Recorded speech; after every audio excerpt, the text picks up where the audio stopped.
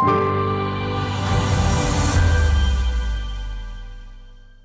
الله والصلاة والسلام على خير معلم الناس الخير محمد صلى الله عليه وسلم. حبايبنا في تانية ثانوي عاملين ايه؟ يا رب تكونوا بخير. معاكم مستر احمد مجدي، مدرس فلسفة وعلم نفس. عامل لك النهارده مراجعة الملوك. ايه بقى هي مراجعة الملوك؟ هنشرح فيها المنهج كله بشكل سهل وبسيط، وكمان هنحل مع بعض 5 امتحانات شاملة المنهج كله، وهنركز مع بعض على اهم الاسئلة اللي بتيجي في الامتحان. مش عايزك تقلق من حاجة، احنا معاك لحد الاخر. يلا كوباية الشاي بتاعتك الجميلة ونبدأ في الحل. هنبدأ مع بعض في الامتحان الاول. أول سؤال: يشير العلماء إلى أن الارتفاع المستمر لدرجة الحرارة على سطح الأرض سوف يؤدي إلى ذوبان الجليد في قطبي الكرة الأرضية. بيكلمك عن حاجة لسه هتحصل في المستقبل، يبقى اسمها تنبؤ. إمتى اختار التنبؤ؟ لما يقول لك أتوقع مثلا يوم الخميس اللي جاي هيحصل سقوط أمطار، أتوقع إن هيحصل ذوبان للجليد، أتوقع إن في زلزال هيحصل. ده اسمه تنبؤ. رقم 2: يؤكد العلماء أن الخلايا المتواجدة على شبكية العين، في خلايا موجودة على شبكية العين تتلقى استثارة بصورة أشعة من خلال عملية الإبصار، يبقى دي اسمها الاستقبال. تعالى بسرعة كده برضو نفتكر مع بعض مراحل عملية الإحساس. هم 4 مراحل. أول مرحلة اسمها الاستثارة، دي رقم 1. اسمها الاستثارة معناه إن في مثير معين، يعني مثلا صوت، أنا سمعت صوت الباب أو شفت صورة معينة، دي اسمها مرحلة الاستثارة. طب رقم 2: مرحلة الاستقبال. الصورة اللي أنا شفتها دي بستقبلها عن طريق العين، أو الصوت اللي أنا سمعته بستقبله عن طريق الأذن، يبقى دي اسمها مرحلة الاستقبال. إن أنا بستقبل المثير في صورة نوع معين من الطاقة، قد تكون طاقة فيزيائية أو طاقة كيميائية. عندي بعد كده مرحلة اسمها تحويل الطاقة. احنا عارفين إن المخ ما بيعرفش يتعامل غير مع الطاقة الكهروكيميائية، فلازم تحول له أي نوع من الطاقة لطاقة كهروكيميائية. آخر مرحلة اسمها تسجيل الإشارة، إن أنت في الآخر خالص بتنقل الإشارة للمخ عشان تتسجل كإحساس. يبقى أنا أول مرحلة عندي اسمها مرحلة التنبيه، إن أنا سامع صوت، دي مرحلة التنبيه. طب رقم 2: استقبلت الصوت ده، اسمها مرحلة استقبال. طب رقم 3: لازم تحول الطاقة، أي نوع من الطاقة حوله لطاقة كهروكيميائية.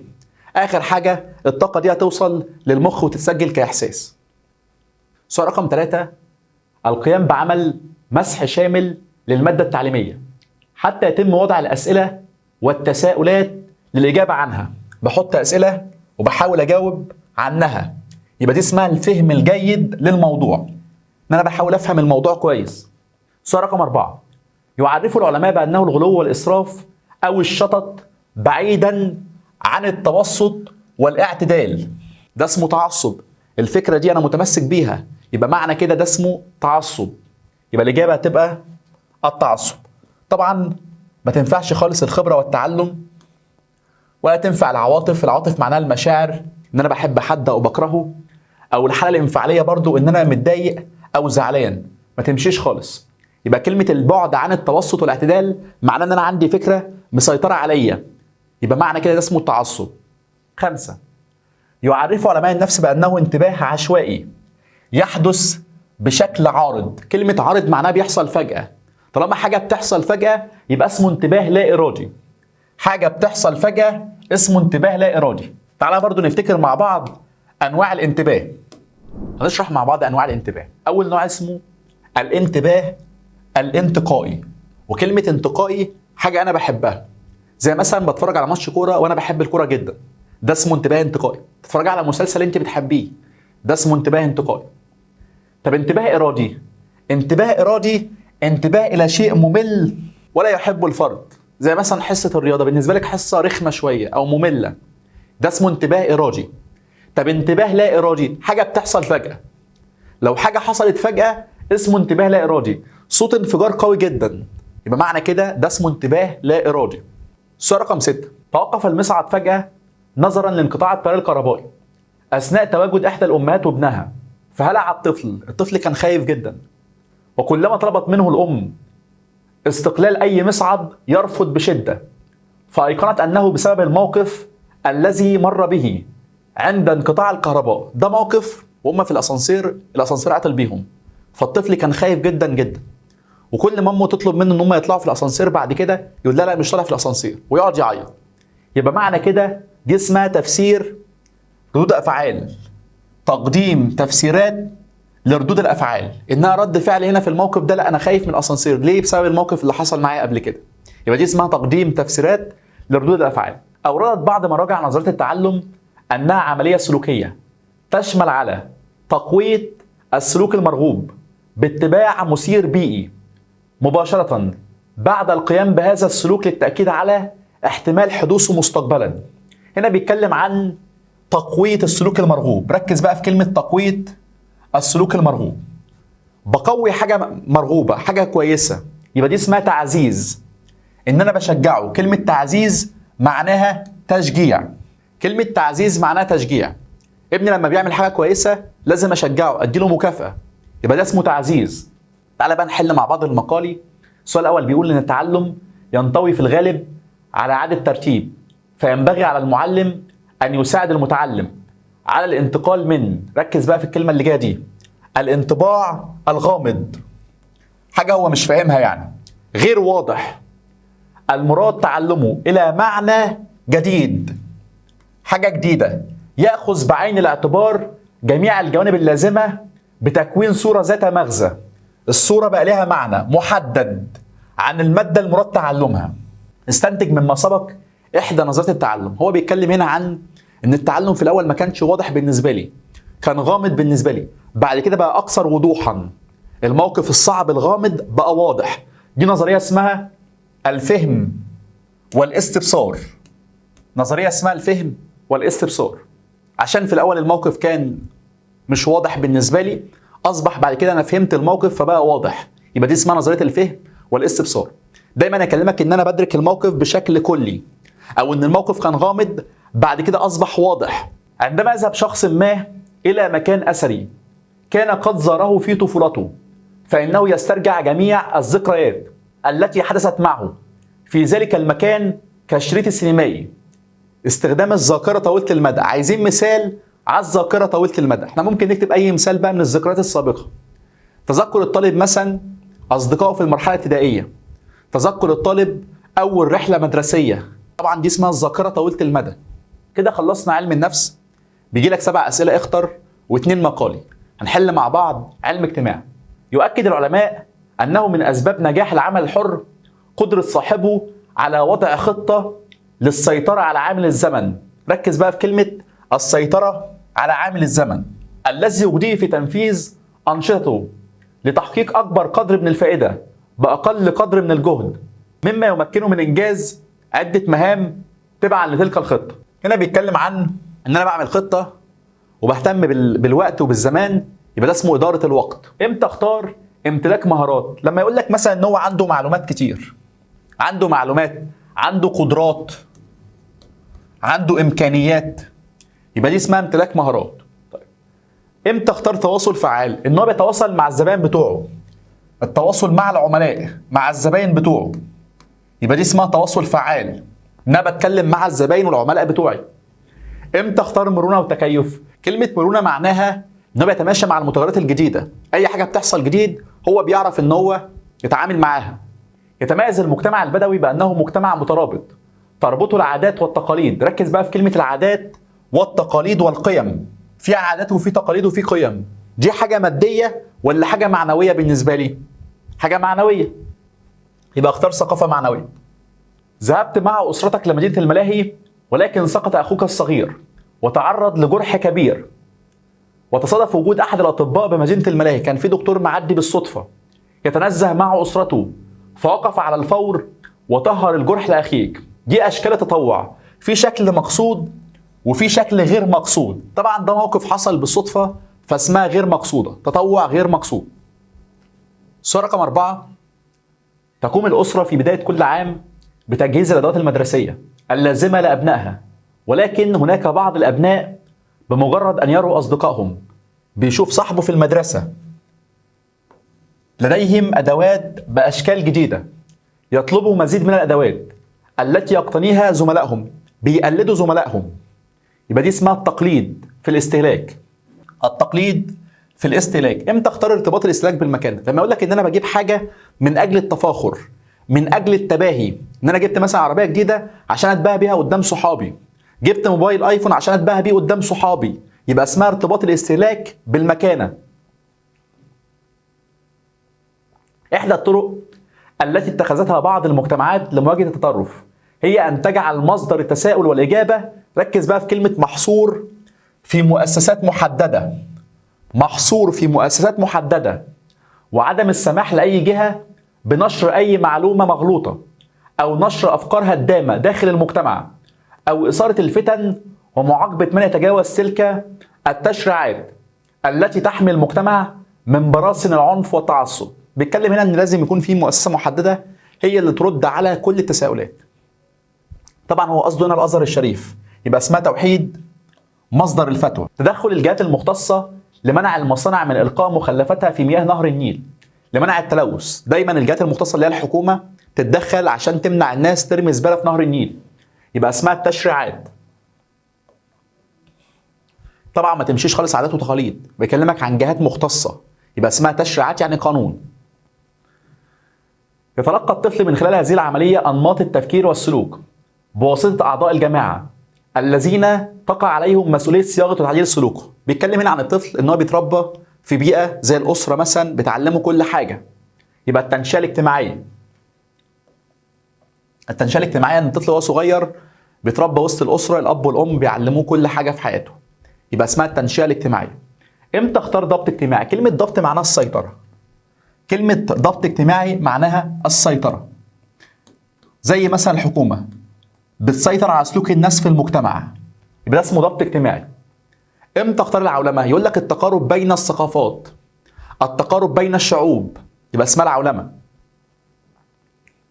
يقول اسماعيل الزيود ان الانسان ياخذ ثقافته ممن يعيشون حوله. ركز بقى في كلمه ياخذ ثقافته، ان الانسان بياخذ ثقافته ممن يعيشون حوله، الناس اللي حواليه. كما ان للتعليم دورا في تسهيل التفاعل بين الافراد والمحافظه على تكامل الجماعه الثقافيه. بيتكلم هنا عن عمليه اجتماعيه مكتسبه. الثقافه دي عمليه مكتسبه لان الانسان بيتعلم من الناس اللي حواليه. كده خلصنا علم اجتماع، ندخل في المقالي. سؤال رقم 9 مقالي. اكد بعض الباحثين انها دعوه الى سياده مجموعه معينه تتبنى افعال وافكار تظهر ازدراء للحياه والحريه وحقوق الانسان. كلمه ازدراء معناها كراهيه، ناس بتكره الحياه وبتكره المجتمع اللي هم عايشين فيه. طبعا بيتكلم عن التطرف. تعريف التطرف. كده خلصنا اول امتحان، ندخل على تاني امتحان. الامتحان التاني اول سؤال: التفكير الجيد هو القائم على فحص وتمحيص جميع المعتقدات. ركز لي في كلمة فحص وتمحيص. بتأكد من كل حاجة واختيار قبولها أو رفضها، يا إما أقبل الفكرة دي يا إما أرفضها. ده اسمه النقد، إن أنا دايما بتأكد من كل خبر أو كل معلومة بتيجي قدامي، يبقى اسمه النقد. السؤال الثاني: التعرض الشديد لأشعة الشمس من الممكن أن يحدث ألما شديدا ويعرض الجسم والجلد للحروق، لذا يجب تجنبها. تعالى بقى نتكلم عن أنواع العتبات. طبعا السؤال هنا العتبة القصوى. نجيب بس السبورة بتاعتنا وهنتكلم عن أنواع العتبات. أول عتبة بيسموها العتبة المطلقة. يعني إيه كلمة مطلقة؟ أقل درجة من المثير، أقل صوت ممكن تسمعه، أقل صورة ممكن تشوفها، دي اسمها عتبة مطلقة. طيب يعني إيه كلمة عتبة قصوى؟ أعلى درجة من شدة المثير، يعني أعلى صوت ممكن تسمعه، صوت عالي جدا زي صوت الدي جي مثلا. لو أنت قاعد في فرح وجنبك سماعات الدي جي، دي اسمها عتبة قصوى. طب عتبة فارقة، الفرق بين حاجتين مختلفين، زي الفرق مثلا بين اللون الأخضر واللون الأزرق، أو اللون الأحمر واللون الأصفر، دي اسمها عتبة فارقة. السؤال رقم 3: يستخدم فني الكهرباء طبقات من البلاستيك اللاصق لتغليف الأسلاك الكهربائية لاستيعابه أن البلاستيك بيعزل الكهرباء. هو عارف كويس أن البلاستيك بيعزل الكهرباء، يبقى اسمها خبرة سابقة.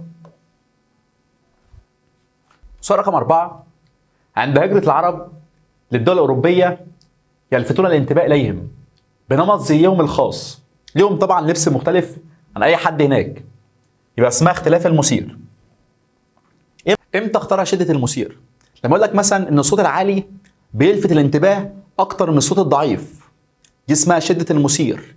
ان الحد اللي صوته عالي ده بيلفت الانتباه اكتر من الحد اللي صوته ضعيف. نفس الكلام برضو لو اتكلمت عن الاصوات والاضواء القوية جدا، دي اسمها شدة المثير. طب حجم المثير، دايما اليافطة الكبيرة بتلفت الانتباه اكتر من اليافطة الصغيرة. لو انت معلق يافطة مثلا كبيرة هتلفت الانتباه اكتر من الصغيرة، ده اسمه حجم المثير. تعد مادة الكيمياء من المواد التي يصعب على الطالب استرجاع معلوماتها لمجرد استعراضها نظريا. لازم تطبق عملي، لازم تنزل المعمل، يبقى اسمها التوظيف والتطبيق العملي. التوظيف والتطبيق العملي. رقم 6، النظر للتعلم باعتباره عمليات معرفية تقوم على إدماج البيانات الجديدة أو البيانات السابقة ثم إعادة توظيفها واستخدام ناتج هذا الإدماج في المواقف المستحدثة. تعال بقى نركز عند كلمة عمليات معرفية ونشرح مع بعض نظريات التعلم. عندي 4 نظريات. النظرية الأولى اسمها التعلم الشرطي، بتاعت واحد اسمه بافلوف، عمل تجربة على الكلب. أهم حاجة بالنسبة لي قوانين النظرية. أول قانون اسمه التدعيم، وكلمة تدعيم معناها التشجيع. كلمة قانون التدعيم معناها التشجيع. ابني لما بيعمل حاجة كويسة لازم أشجعه. رقم 2، الانطفاء. كلمة انطفاء معناها اختفاء السلوك الغير مرغوب. يعني مثلا ابني بيعمل حاجة مش كويسة، كل شوية بيعيط، كل شوية مثلا بيتمرغ على الأرض، أنا ما عبروش خالص لحد ما يسكت، يبقى حصل للسلوك عنده انطفاء. آخر حاجة الاسترجاع، ودي عودة الاستجابة مرة أخرى. يعني مثلا واحد كان بيشرب سجاير زمان وهو خلاص بطلها، ممكن بعد فترة يرجع تاني يشرب سجاير، يبقى دي اسمها استرجاع تلقائي، ان السلوك اللي انت كنت بتعمله زمان رجعت تاني تعمله. التانية اسمها المحاولة والخطأ. النظرية التانية اسمها المحاولة والخطأ. واحد اسمه سولوندايك عمل تجربة على القطة. أهم حاجة بالنسبة لي القوانين. تعال نتكلم عن أول قانون اسمه قانون التمرين.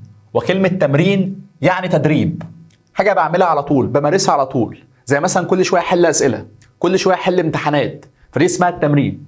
طب رقم 2 الأثر، يا إما يكون أثر إيجابي يا إما يكون أثر سلبي، يا إما أحس بالارتياح يا إما أحس بعدم ارتياح. لو عملت حاجة حلوة هحس بالارتياح، طب عملت حاجة وحشة هحس بعدم ارتياح. آخر حاجة الاستعداد، يا إما تكون مستعد يا إما تكون غير مستعد. جاي الحصة النهاردة وأنا مستعد وأنا مذاكر كويس، طيب. أو واحد تاني مثلا جاي الحصة وهو مش مستعد خالص، مش معاه المذكرة بتاعته، مش عامل الواجب، يبقى ده اسمه غير مستعد. الفهم والاستبصار، نظرية اسمها الفهم والاستبصار. 3 علماء كوفكا، كوهلر، فرتهايمر عملوا تجربة على القرد. أهم حاجة بالنسبة لي الإدراك الكلي، أن الفرد يدرك الموقف بشكل كلي. لما بتشوف حاجة بتشوفها كلها على بعضها، ده اسمه إدراك كلي. رقم 2، الموقف هنا يتميز بالوضوح، ما كانش واضح في الأول، ما كانش مفهوم في الأول، بعد كده أصبح واضح.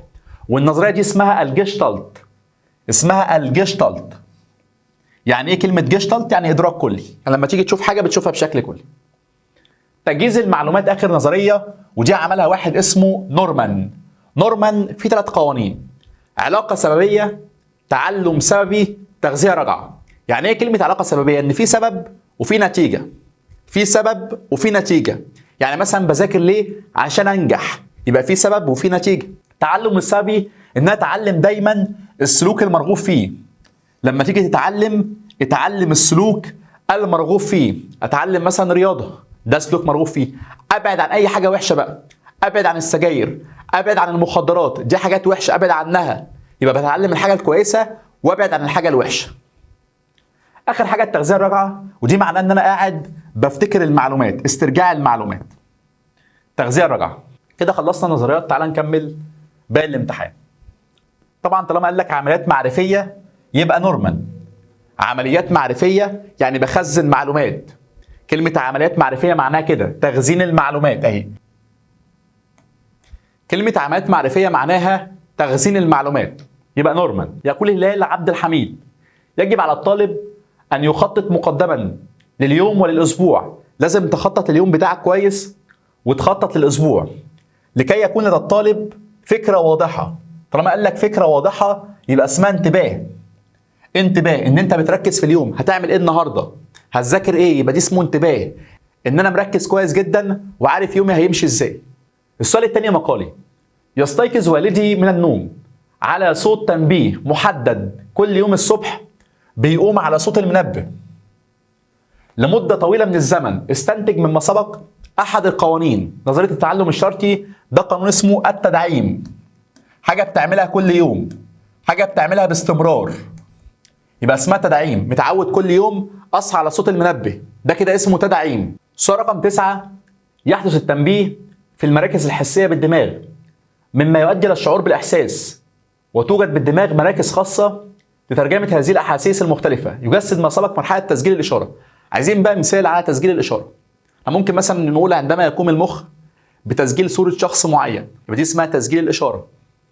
علم الاجتماع: الآليات المنظمة لكيفية التزام الأفراد بالمعايير، والتي تعد جوهر أساسي في ترابط البناء وتنظيمه وتوازنه واستمراره. بيتكلم هنا عن التزام الأفراد. طالما قال لك التزام الأفراد بالمعايير يعني في قانون لازم نلتزم بيه، يبقى اسمها ضبط اجتماعي. الضبط الاجتماعي اللي بيخليني لازم التزم بالقانون. 2 من الأقوال المأثورة: احترم أباك في شبابك يحترمك أبنائك في هرمك. لازم تحترم أبوك وأمك، يبقى اسمها اكتساب المعايير. يعني لازم يكون عندك أخلاق جميلة، إن أنت بتحترم بابا وبتحترم ماما، يبقى دي اسمها اكتساب المعايير. ينصح خبراء الاقتصاد أصحاب الأعمال باستخدام أسلوب القصص، فهو وسيلة تجذب انتباه الناس، بتجذب انتباه الناس وتبقى في أذهانهم. فتقوم بعض الشركات باستخدام قوة القصص لتعزيز علامته التجارية أو منتجاته. بيعمل تسويق لمنتجاته، بيعمل دعاية. كلمة تسويق معناها دعاية، إن أنا بعمل إعلانات، بسوق منتجاتي عن طريق القصص. تشتهر بعض المدن في مصر بحرفة معينة مثل صناعة السجاد والقليم، لذا نجد معظم سكانها يعملون بهذه المهنة. البلد كلها بتشتغل في المهنة دي، يبقى اسمها أسلوب حياة. يعني ايه كلمة أسلوب حياة؟ يعني في عادات وفي تقاليد احنا ماشيين عليها. في عادات وفي تقاليد احنا ماشيين عليها. زي مثلا في دمياط مشهورة جدا بالخشب، فتلاقي معظم الناس هناك شغالين بالخشب. تم إصدار سلسلة كتيبات بعنوان سلسلة تكذيب الفكر المتطرف.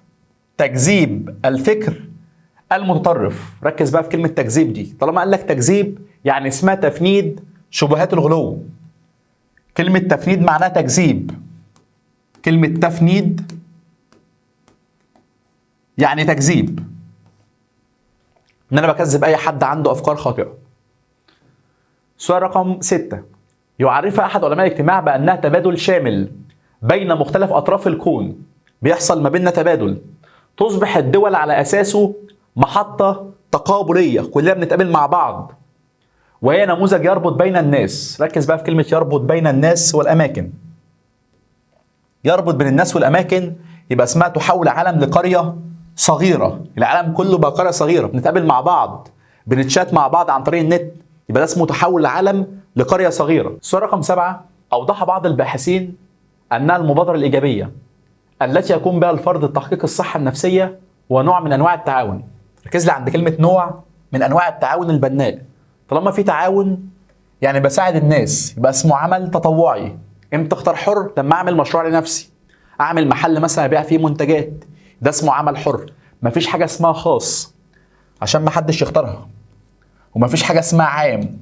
8: يظل المتطرف مشحون بطاقه سلبيه. ركز عند كلمه طاقه سلبيه. جوايا طاقه سلبيه، وهذه الطاقه الهائله قد تتدفق كالقنبله الموقوته في وجه من يعارضه. بيتكلم عن حاجه وجدانيه فيها مشاعر، يبقى اسمه وجداني.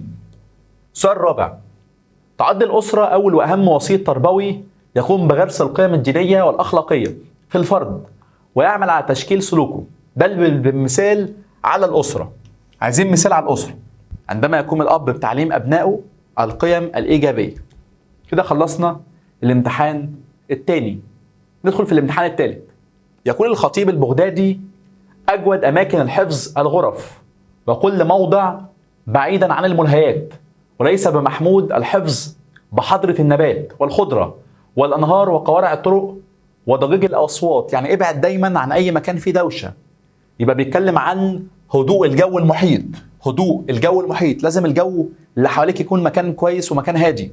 أصبحت تربية العقول المفكرة لتنمية التفكير الإبداعي. ركز في كلمة تفكير إبداعي. ركز لي عند كلمة تفكير إبداعي. طالما فيها تفكير إبداعي يبقى اسمها مستويات عليا. هنا بيكلمك عن التفكير الإبداعي يبقى اسمها مستويات عليا.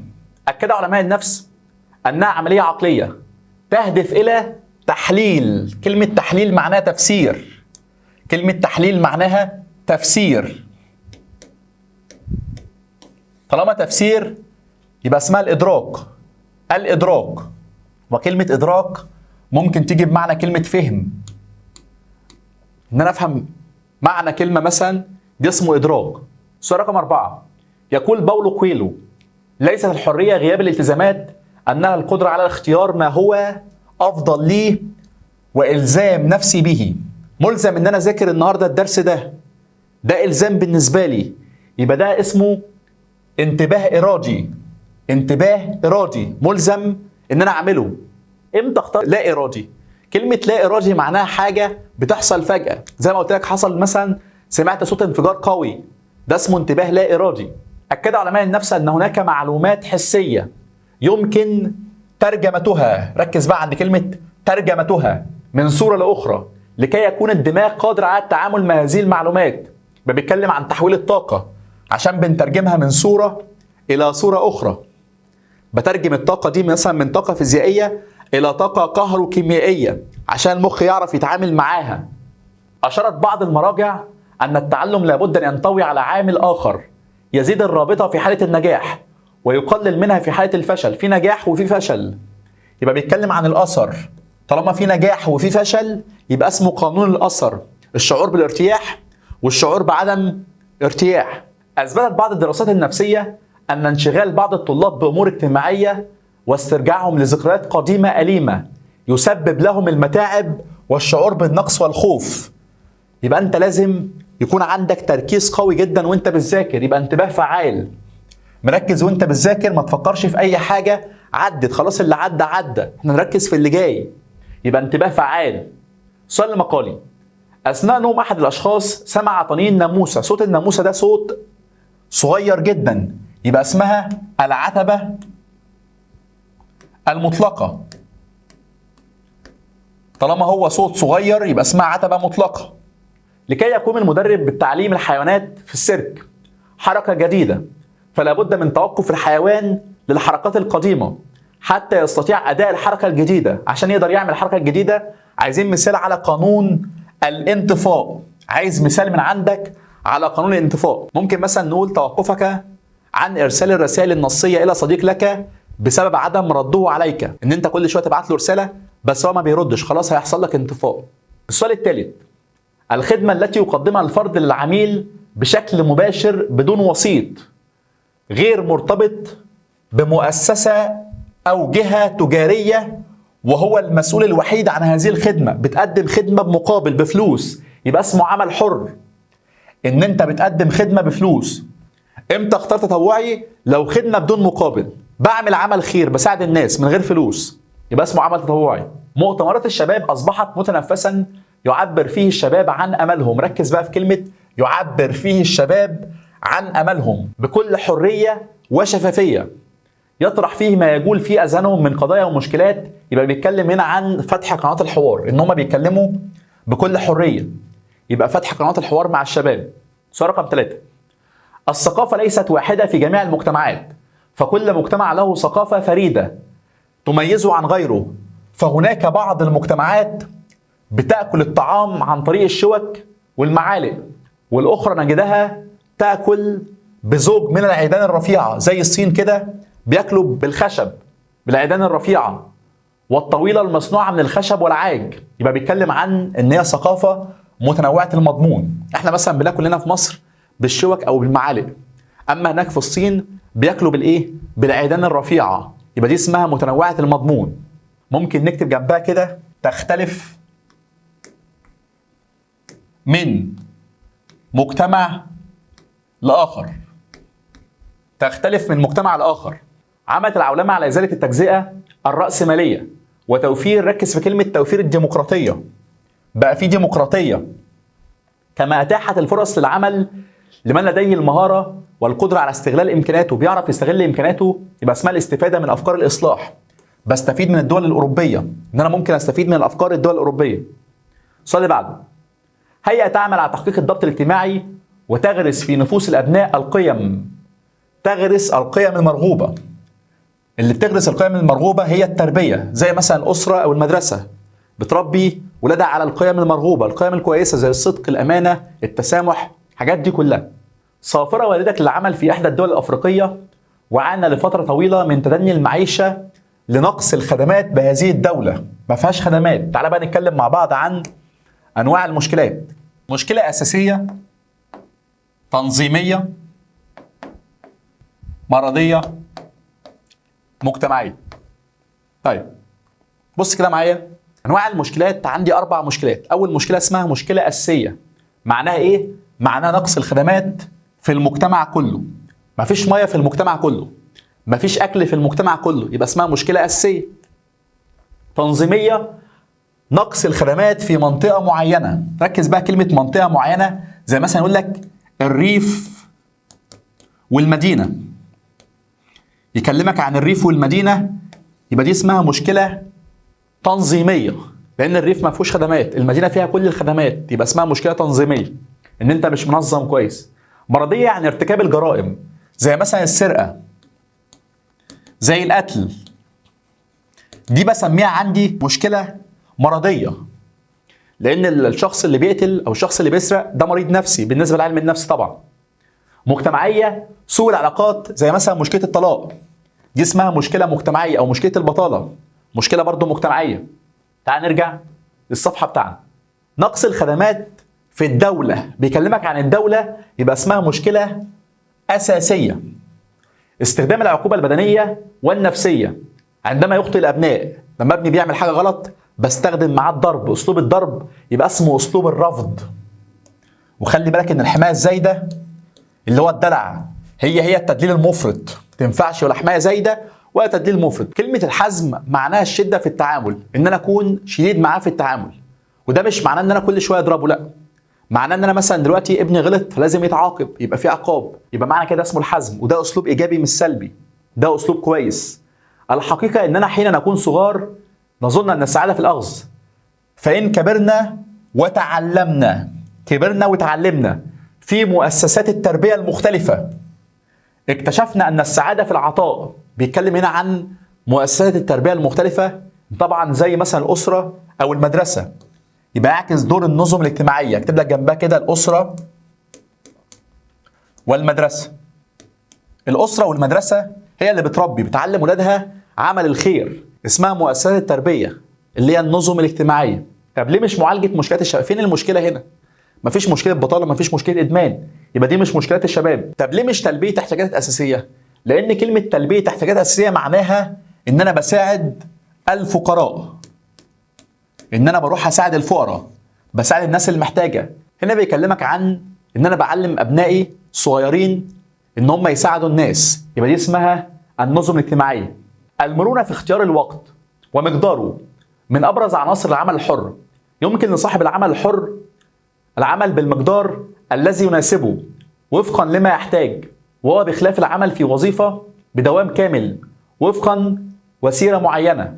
يجسد ما سبق تنظيم ساعات العمل الحر. ممكن مثلا أقول يقوم أحد صاحبي المحلات بعمل جدول تنظيم ساعات العمل. ده كده المثال. خلصنا الثالث، هندخل في الرابع. أول سؤال بيتكلم عن: أكد خبراء التربية أن هناك العديد من مجالات التعلم تعتمد بشكل أساسي على التدريب، كتعلم الموسيقى، فلا تستطيع عزف المقطوعات وأنت لم تكن بالعزف على الآلة الموسيقية. لازم تتعلم على الآلة الموسيقية، يبقى دي اسمها ممارسة. يبقى التوظيف العملي للموضوع.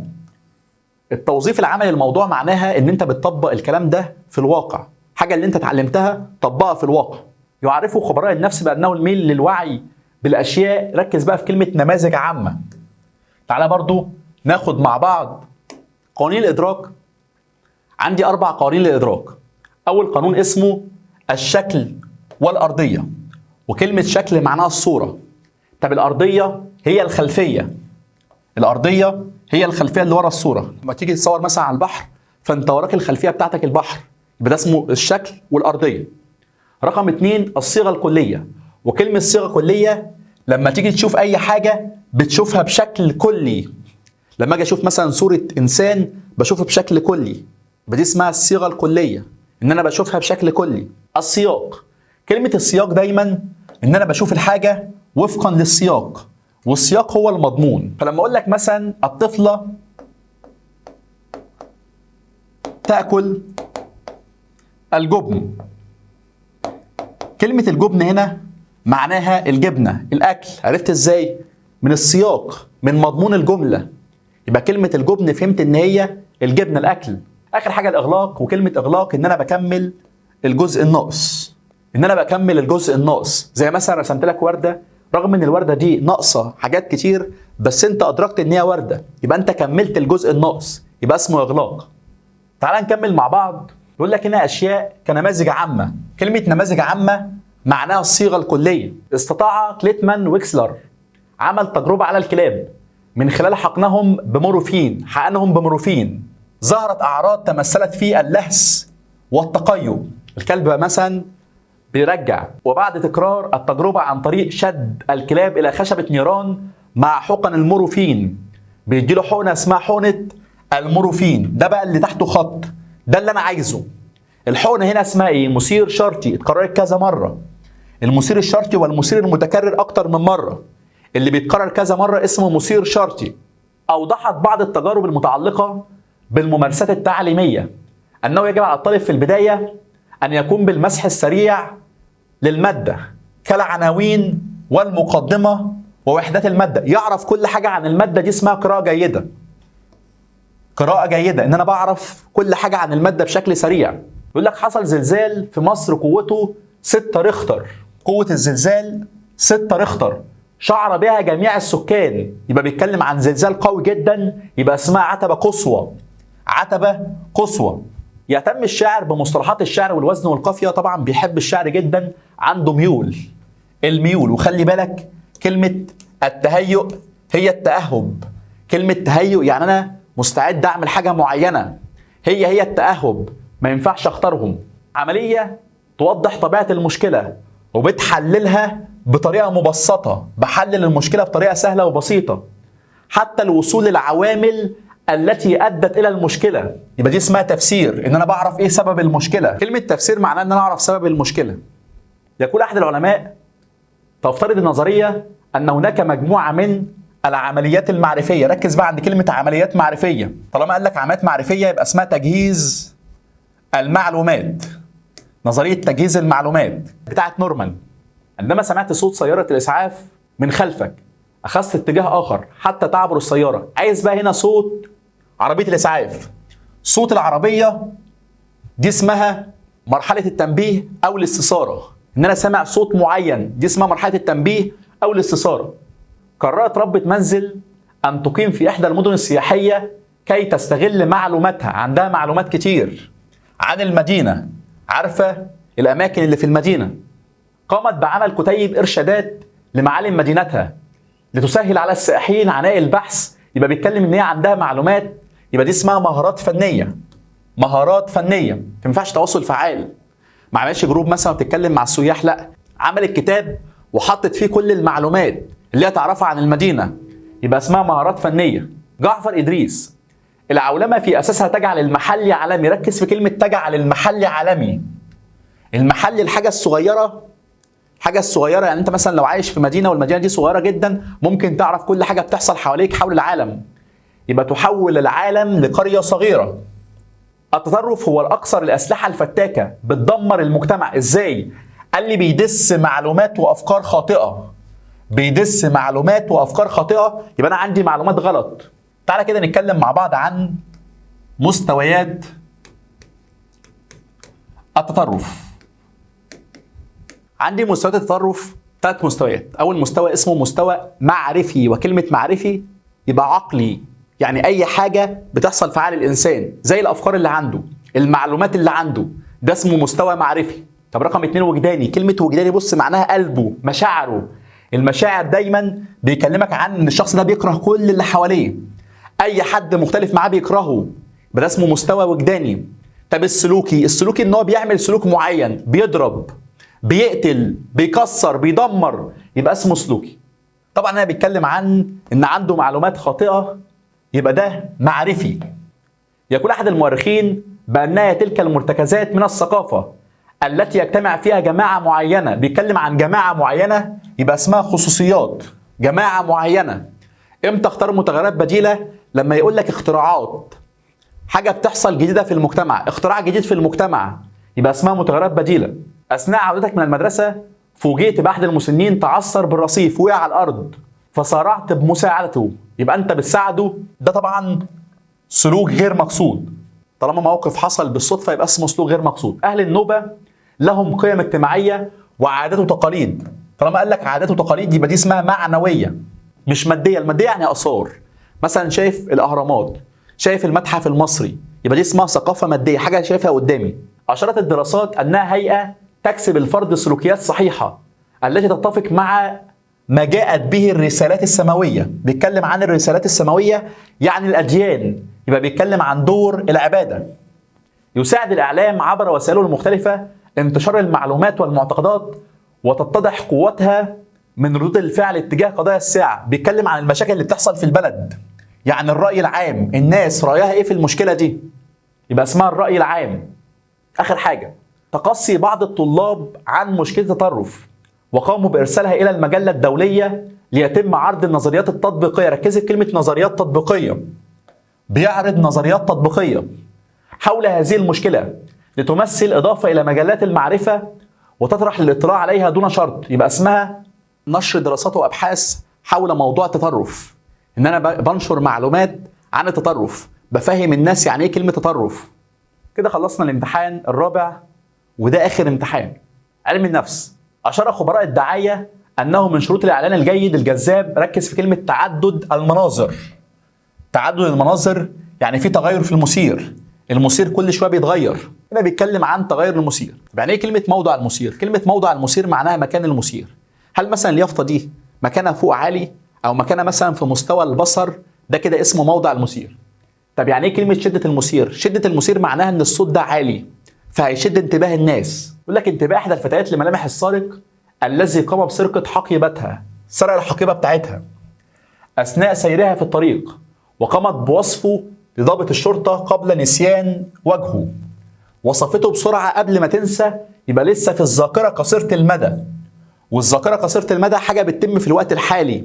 قاعد معايا في الحصة دلوقتي فقلت لك سجل الكلام ده مهم قوي، يبقى اسمها ذاكرة قصيرة المدى. أما الذاكرة طويلة المدى هي الذاكرة اللي تستمر معاك لفترة طويلة، في ذكريات أنت لسه فاكرها من الطفولة، يبقى اسمها طويلة المدى. طب الذاكرة الحسية حاجة أنا شفتها قدامي، شفت صورة مثلا ممثل قدامي، دي اسمها ذاكرة حسية، بتاخد جزء من الثانية. سمعت صوت أبويا، دي اسمها ذاكرة حسية، بياخد جزء من الثانية. تقوم وحدات الرعاية الخاصة بالأطفال بتحليل البيانات الناتجة عن تسجيل معدلات التنفس والنبض والمؤشرات الحيوية، قال لك قبل حدوثها ب 24 ساعة. بيتنبأ بالمشكلة قبل ما تحصل، يبقى دي اسمها التنبؤ. يتم تلقي العين موجات كهرومغناطيسية، ركز بقى في كلمة نقلها للمخ من خلال استبدالها بإشارة كهروكيميائية. خلي بالك السؤال ده اتكرر كتير، كل شوية يقول لك استبدالها. كلمة استبدالها معناها تحويل الطاقة. تحويل الطاقة. يمتزج اللون الأسود والرمادي للبومة الشرقية مع لحاء الأشجار مما يجعلها تختفي. بتختفي وما تبقاش ظاهرة بسبب إن لونها شبه تجاويف الأشجار. اللون بتاعها شبه تجاويف الأشجار اللي هو اللون البني الغامق ده. يبقى معنى كده دي اسمها الغموض الإدراكي. يداوم كثير من الشباب على الذهاب لصالة الألعاب من أجل الحصول على جسم رياضي، ومنهم من يستطيع أن يدرب من هم أصغر منه سنا والمبتدئين في هذه الرياضة. بيتدرب كتير، يبقى تعلمك لأي مهارة بيعتمد على الممارسة اللي هو التدريب، إن أنت بتروح كل يوم تلعب في الجيم. يؤكد الدكتور مصطفى النجار أن المذاكرة في الصباح الباكر أهم حاجة تذاكر الصبح. بيقول لك إن المذاكرة الصبح بيبقى انتباهك قوي جدا، تركيزك بيبقى قوي، يبقى اسمه الانتباه الفعال. الانتباه الفعال أو بيسموه تركيز الانتباه. امتى اختار مشاركه نشطه؟ لما يكلمك ان انا ببذل مجهود. بذل مجهود، ان انا ببذل مجهود، دي اسمها مشاركه نشطه، وهي ايجابيه المتعلم. ايجابيه المتعلم يعني مشاركه نشطه، ان انا ببذل مجهود. التدريب وحده لا يكفي لحصول التعلم ما لم ياخذ وضعه المناسب عبر ممارسه نتائجه. بيكلمك عن النتيجه، وده قانون اسمه قانون الاثر. عايز مثال على قانون الاثر. الاثر طبعا بنتكلم عن حصول الطالب على مجموع عالي في ثانويه عامه يجعله يشعر بالارتياح. لما تجيب مجموع عالي في ثانويه عامه بتشعر بالارتياح.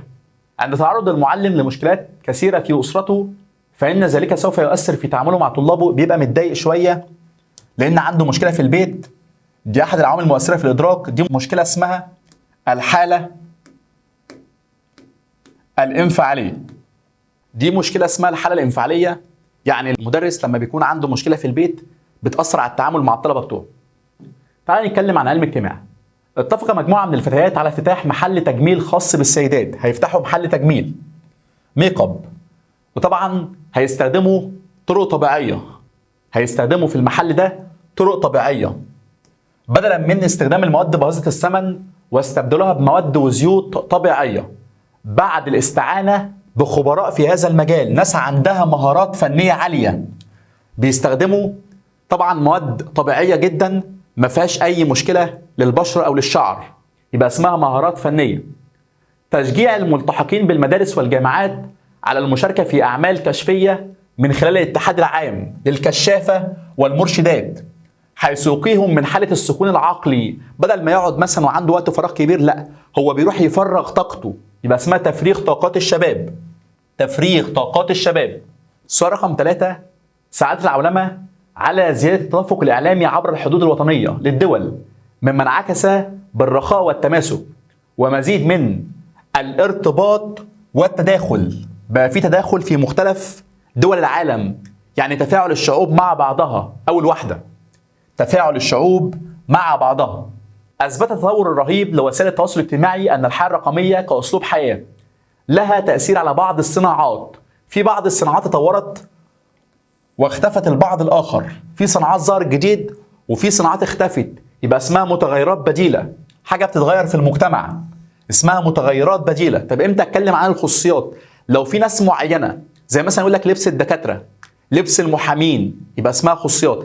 طب امتى اتكلم عن العموميات؟ عامة عند كل الناس، زي اللغة بتاعتنا، احنا كلنا بنتكلم لغة عربية، يبقى اسمها عموميات.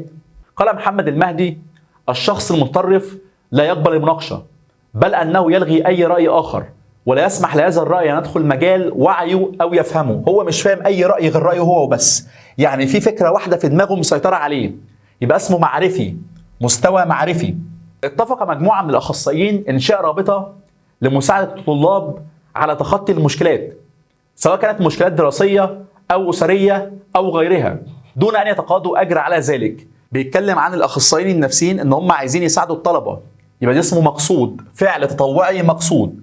والفعل دايما بيبقى مقصود، أنا رايح أساعد الناس اللي هم عندهم مشاكل في البيت.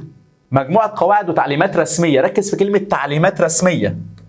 تعليمات رسمية تنظيم سلوك الأفراد ويوقع الجزاء على من يخالفها. ده قانون، طالما حاجة رسمية يبقى اسمه القانون. يستخدم الأب والأم العديد من أساليب التعزيز سواء إيجابي أو سلبي لتقويم سلوكيات إيجابية وإطفاء سلوكيات سلبية. عايز يعلم ابنه حاجات كويسة وطبعا يبعده عن أي حاجة وحشة، يبقى دي اسمها تنشئة مقصودة. تنشئة مقصودة. آخر سؤال: ظهر في الآونة الأخيرة مصطلح التجارة الإلكترونية، فهو مصطلح جديد في عالم الاقتصاد وسوق العمل، وظهر مع انتشار الإنترنت في بداية التسعينات من القرن العشرين، وهي عملية يتم فيها البيع والشراء أو تبادل المنتجات. عايز إيه بقى هنا؟ عايز مثال على نماذج العمل الحر.